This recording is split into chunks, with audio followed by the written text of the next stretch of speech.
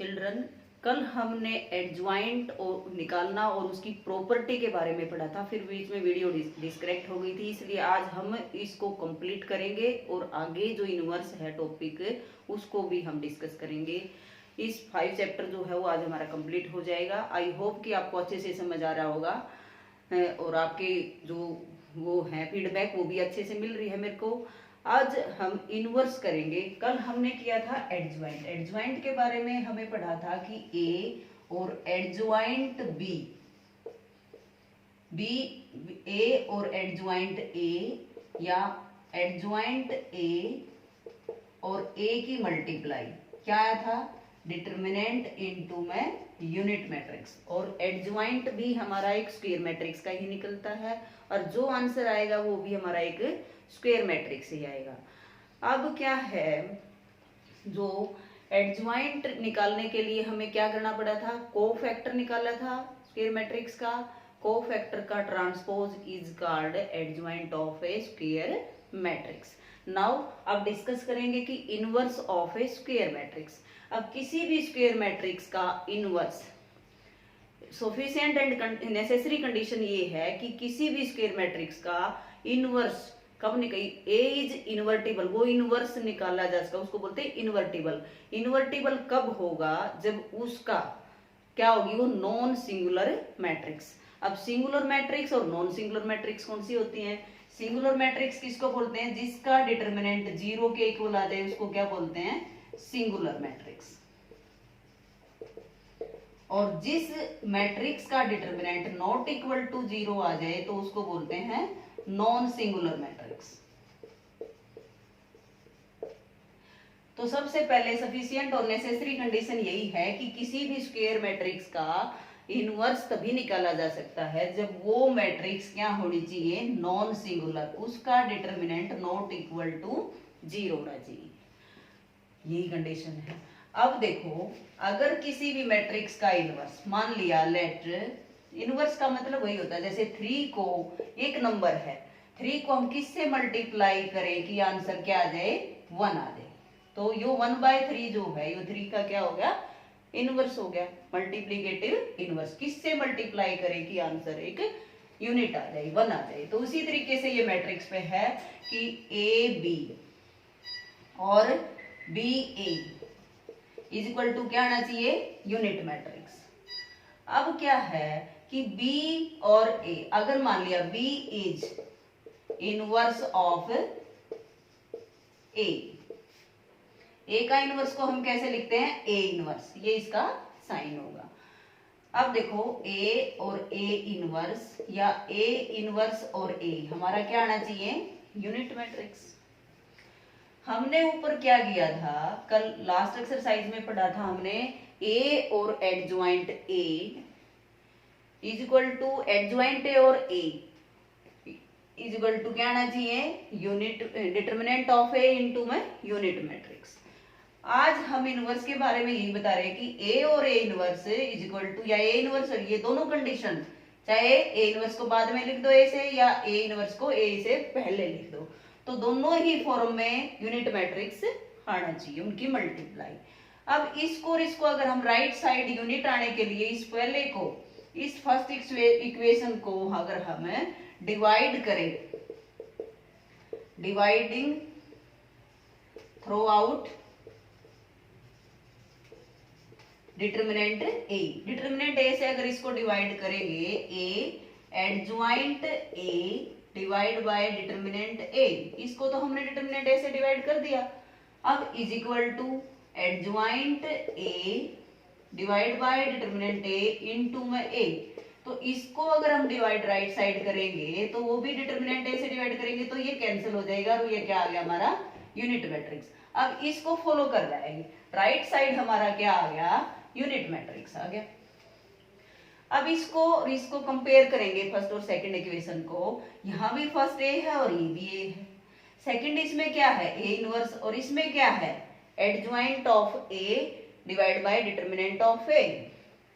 यहाँ भी क्या है, एंड ए इनवर्स किसके इक्वल हो गया, adjoint of A divide by determinant of A into में ए, और राइट साइड सबका दोनों इक्वेशंस का इक्वल आ गया। तो कंपेयर करने से हमें किस रिजल्ट पर पहुंचे कि ए इनवर्स किसके इक्वल हो गया, adjoint of A divide by determinant A, और डिटर्मिनेंट ए कंडीशन होगी क्या होना चाहिए, not equal to 0। If A inverse exist, अगर किसी बी स्क्वायर मैट्रिक्स का इनवर्स एग्जिस्ट करता है तो कंडीशन क्या होगी, determinant A not equal to 0। तो किसी भी मैट्रिक्स का, स्क्वायर मैट्रिक्स का इनवर्स तभी निकाला जा सकता है तब उसका डिटर्मिनेंट नॉट इक्वल टू 0। अगर वो नॉट इक्वल टू 0 है तो उसका इनवर्स हम कैसे निकालेंगे, प्रोसेस हमारा क्या होगा, लास्ट एक्सरसाइज में हमने किया था कि adjoint of A, same adjoint of A निकालना है और उसका पहले डिटर्मिनेंट निकालेंगे। डिटर्मिनेंट तो हम पहले निकाल चुके होंगे क्योंकि हमने चेक करना है कि determinant A not equal to 0 है या डिटर्मिनेंट ए इक्वल टू 0 है। इक्वल टू 0 है तो हम वहीं छोड़ देंगे क्योंकि उसका डिटर्मिनेंट के लिए आगे सिस्टम बताएंगे हम कैसे करना है। और determinant A not equal to 0 है तो उसका इनवर्स फिर हम क्या करेंगे, जो भी एडज्वाइंट आएगा उसको डिटर्मिनेंट ए से, जो भी एडज्वाइंट आएगा वो एक स्क्वायर मैट्रिक्स ही आएगी, उसको डिटर्मिनेंट एक वैल्यू है उससे आगे डिवाइड। सपोज करो कि डिटर्मिनेंट ए हमारा आ गया 10, एडज्वाइंट ए एक फॉर्म की मैट्रिक्स आएगी, मान लीजिए हमारा एडज्वाइंट आ गया, तो हमने ए इनवर्स निकालना है तो 1/10 यानी कि ये आगे रख देंगे, 10 से डिवाइड कर देंगे, तो ये है हमारा इनवर्स। तो किसी भी स्क्वायर मैट्रिक्स का हम इनवर्स निकालेंगे तो वो ऐसे ही निकालेंगे। अब अगर डिटर्मिनेंट ए और ए इनवर्स की मल्टीप्लाई या ए इनवर्स और ए की मल्टीप्लाई क्या होगी, ये कंडीशन होगी वही इनवर्स के ऊपर। अब इसकी प्रॉपर्टी क्या है, अगर वो इनवर्स एग्जिस्ट करता है तो इनवर्स यूनिक होगा, यानी कि ए की मैट्रिक्स आएगी, यानी कि उसके बहुत सारे आंसर होंगे, वो क्या होगा, एक यूनिक होगा। सपोज करो कि बी एंड सी बोथ जो है inverse of matrix A, matrix A का इनवर्स है, तो ए बी है तो ए बी और बी ए की मल्टीप्लाई क्या आना चाहिए, यूनिट मैट्रिक्स। अगर सी बी उसका है तो ए सी और सी ए बी क्या आना चाहिए, यूनिट मैट्रिक्स, क्योंकि दोनों ही संभव बोला है मैंने। अब देखो C A B is equal to C A B, ठीक है। अब सी ए, अगर इसको ये मल्टीप्लीकेटिव इज एसोसिएटिव, अगर सी ए और बी अगर तीनों मैट्रिसेस हैं तो ये हमने मल्टीप्लिकेशन में सीखा था कि multiplicative is always associative. Commutative तो कंपल्सरी है नहीं लेकिन एसोसिएटिव है। अगर एसोसिएटिव है तो यहाँ पर हम ब्रैकेट लगा देंगे, तो सी ए किसके बराबर है इसके हिसाब से, यूनिट मैट्रिक्स इनटू बी, और यहाँ ए बी किसके हिसाब से है, ये भी यूनिट मैट्रिक्स। अब किसी भी मैट्रिक्स को यूनिट मैट्रिक्स से मल्टीप्लाई करेंगे क्या आएगा, वही का वही मैट्रिक्स आ जाएगा। यहाँ सी है तो बी और सी क्या हो गए, इक्वल। तो हमने दो मानने थे किसी का इनवर्स है, वो तो बी और सी क्या है, सेम मैट्रिक्स है, इक्वल मैट्रिक्स है, तो इसलिए किसी भी मैट्रिक्स, स्क्वायर मैट्रिक्स का इनवर्स यूनिक होगा, नॉन सिंगुलर मैट्रिक्स का, अगर वो इनवर्स एग्जिस्ट करता है तो। अब इसमें प्रॉपर्टी है कि ए बी का इनवर्स किसके इनवर्स के बराबर होगा, बी इनवर्स ए इनवर्स। अब हम चेक करते हैं कि यही क्यों लेते हैं, इसी प्रकार से जैसे ट्रांसपोज लेते हैं बी ट्रांसपोज सी ट्रांसपोज, इसी प्रकार से एडज्वाइंट में भी होता है। एडज्वाइंट ऑफ ए बी किसके इक्वल होता है, एडज्वाइंट ऑफ बी पहले लिखेंगे इनटू एडज्वाइंट ऑफ ए।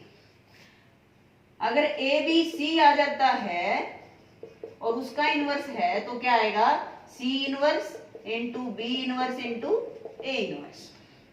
अब हम चेक करते हैं कि ये ठीक है या नहीं। अब इस कंडीशन के हिसाब से अगर वो ए की जगह ए बी यूज करना है, अब अपने ए बी और ए बी का इनवर्स हमने मान लिया, ए बी का inverse A inverse B inverse A inverse, या बी इनवर्स ए इनवर्स को पहले लिखेंगे और ए बी को बाद में लिखेंगे। क्या आना चाहिए भाई, यूनिट मैट्रिक्स अगर आ जाएगा तो ये हमारा रिजल्ट ठीक है। अब इसको देखो, ए बी एसोसिएटिव है तो बी और बी इनवर्स को इकट्ठा कर देंगे। बी और बी इनवर्स क्या है, यूनिट मैट्रिक्स।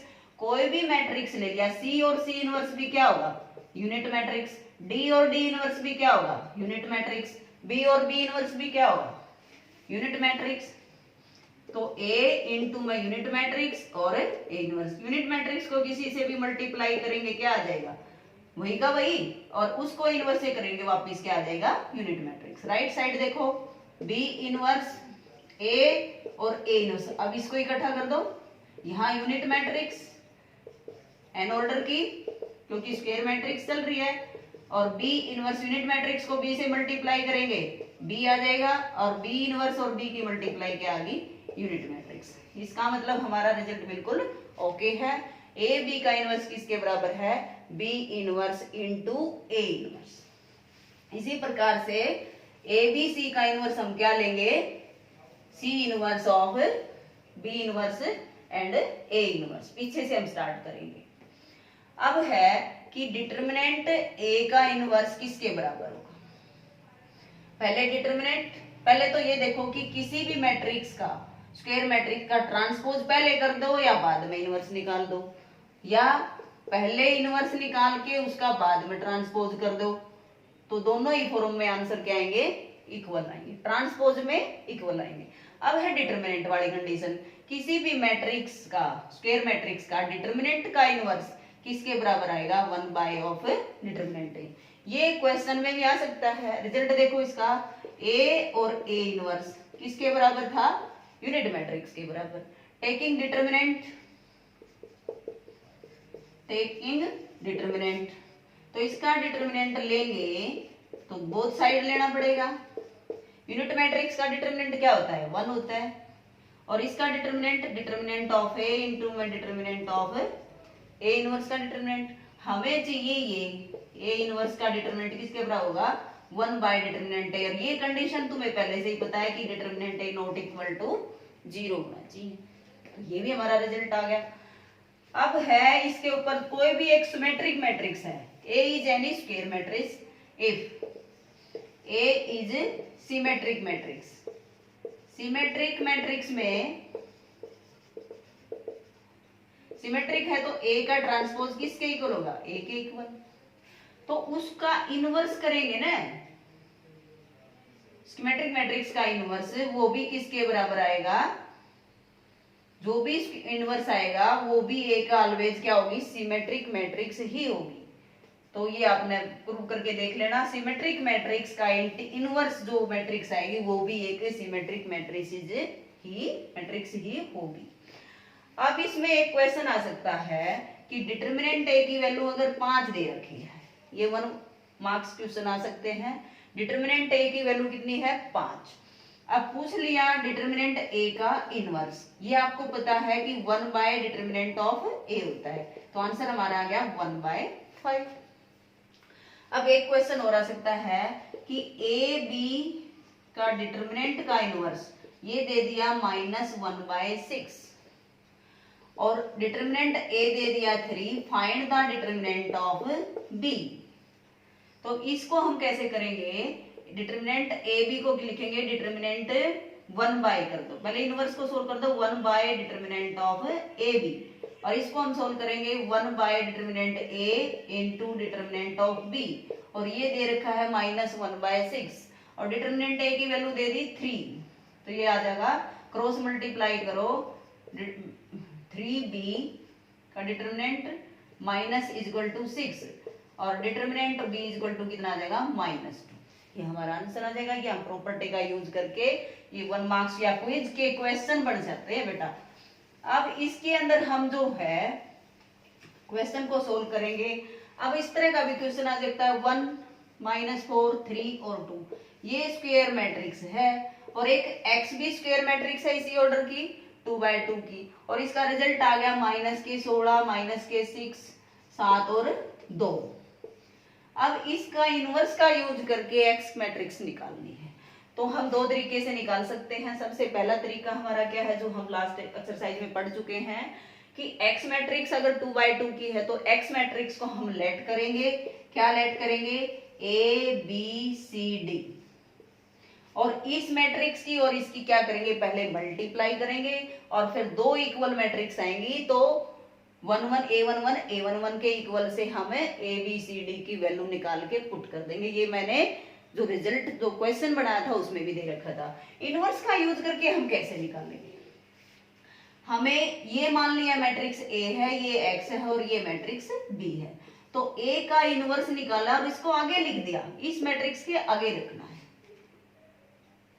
परी आगे वाले को क्या बोलते हैं, परी मल्टीप्लाई। बाद में रखेंगे तो इसको क्या लिखेंगे, पोस्ट मल्टीप्लाई। तो परी मल्टीप्लाई बाय ए इनवर्स, इसको इनवर्स से मल्टीप्लाई करेंगे तो ये आ जाएगा, क्या कंडीशन बन जाएगी, ए इनवर्स ए और x matrix is equal to, ये भी परी मल्टीप्लाई करी है तो दोनों जगह परी मल्टीप्लाई ही करना है, इनवर्स को आगे ही लिखना है, क्योंकि ये पता है आपको मल्टीप्लाई करते समय यहाँ ए और बी और ए में डिफरेंट रिजल्ट आते हैं।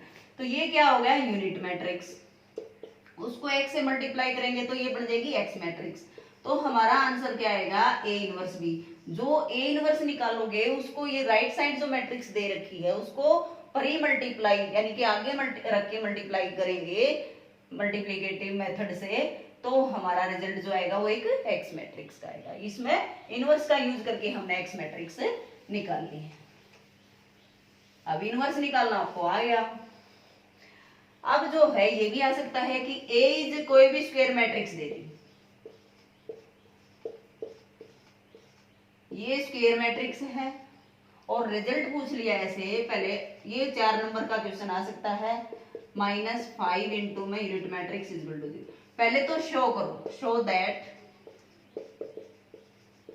ये कर देंगे एफ ऑफ ए ऐसे, और फाइंड, हेंस फाइंड ए इनवर्स।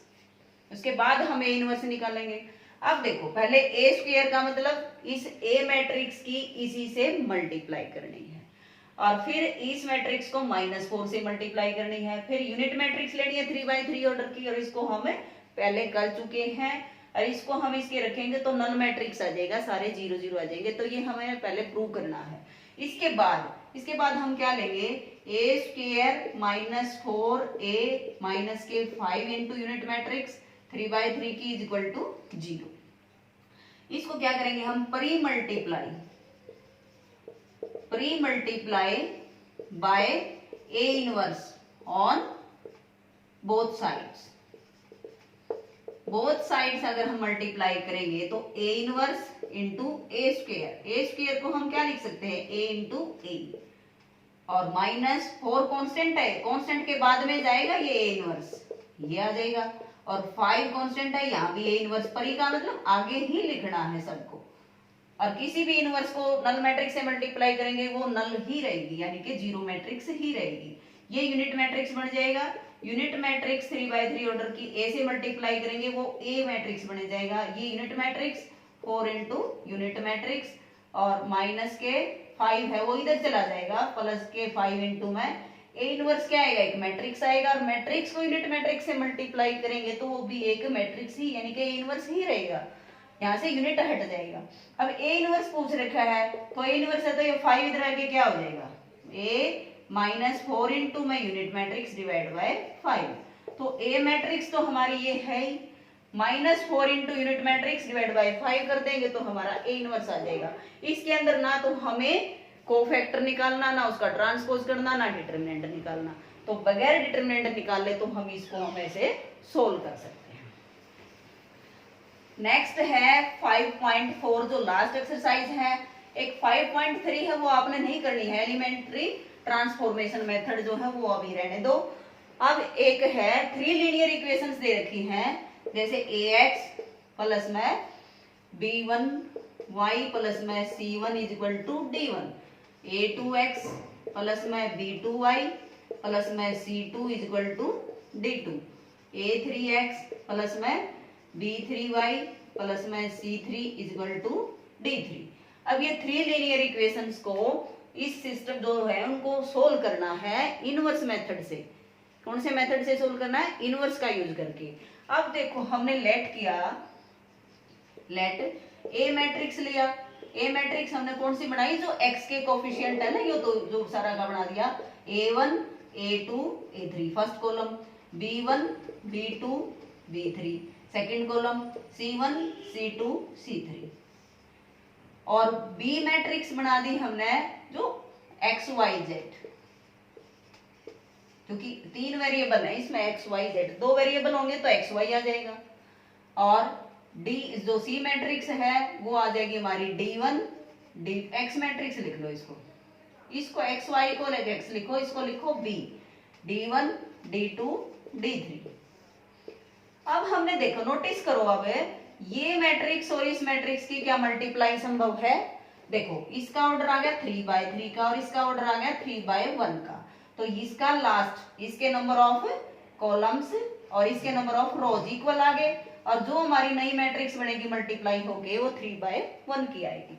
अब देखो A1 की x से मल्टीप्लाई A1x प्लस B1 की y से मल्टीप्लाई प्लस B1y और प्लस C1 की z से, और फिर इक्वल मैट्रिक्स है इसको डी। तो ये हमारी कंडीशन क्या बनेगी, Ax equal to B, A और x की मल्टीप्लाई है ये और is equal to B matrix है ये, तो हमने ये लिख दिया Ax इक्वल टू बी। अब हमने निकालना है x मैट्रिक्स। x मैट्रिक्स निकाल लेने के लिए हम क्या करेंगे, इसका मतलब यूं आगे A है, यूं खत्म होना चाहिए। अब यूं खत्म कैसे होगा, परी मल्टीप्लाई करेंगे A इनवर्स से, यहां भी परी मल्टीप्लाई, और ये हो गया यूनिट मैट्रिक्स। अब यूनिट मैट्रिक्स को किसी भी मैट्रिक्स से मल्टीप्लाई करेंगे वो एक्स मैट्रिक्स ही रह गया, और ए इनवर्स बी हमारा आंसर आ गया। लेकिन A determinant of A not equal to 0, ये कंडीशन है इसमें।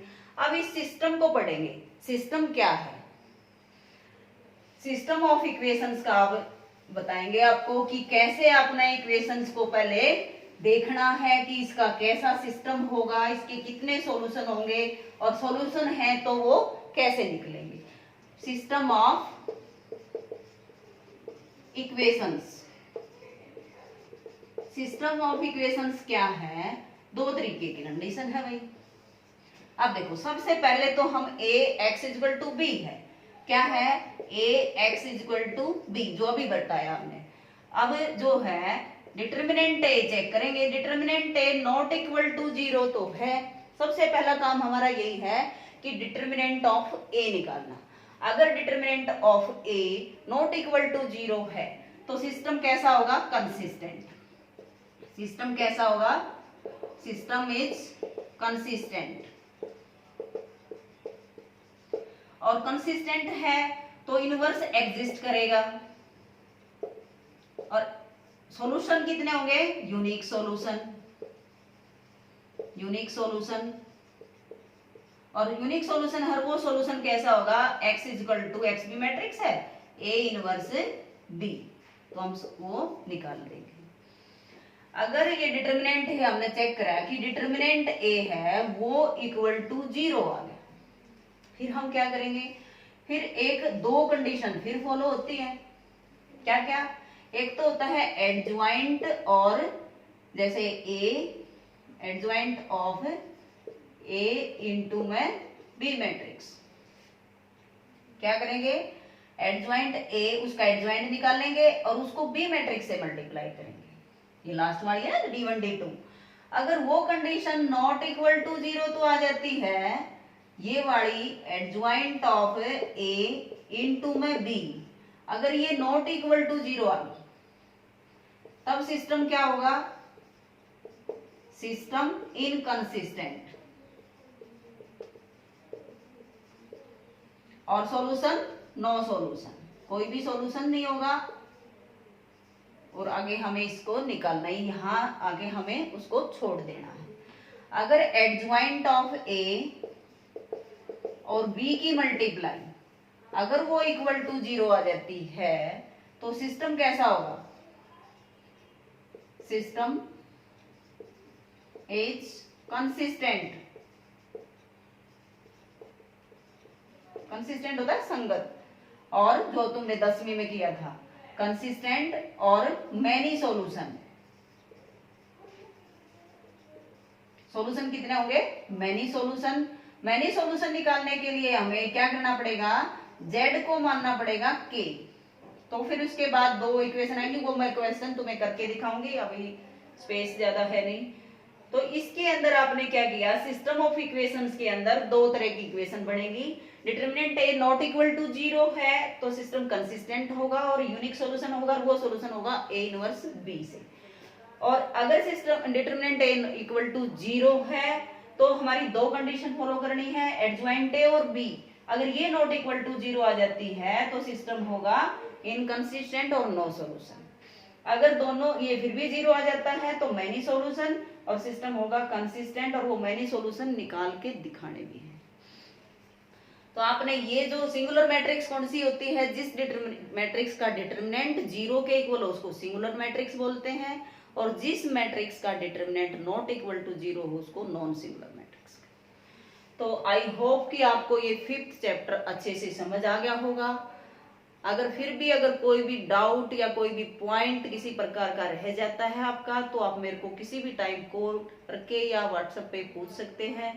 एक्सरसाइज आपने करनी है 5.1 कल होगी थी आपकी, 5.2, 5.3 आपको करनी नहीं है, 5.4 में से बेटा 6 मार्क्स का क्वेश्चन आएगा, और वो आपने बिल्कुल ये 100% श्योर है कि ये इस टाइप का क्वेश्चन तो आना ही आना है।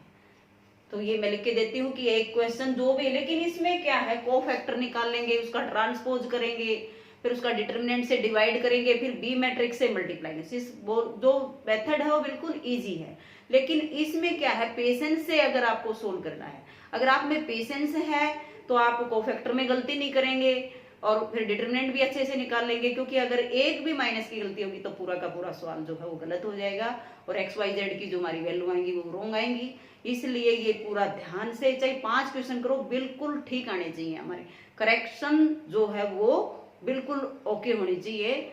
ओके बेटा, bye, have a nice day.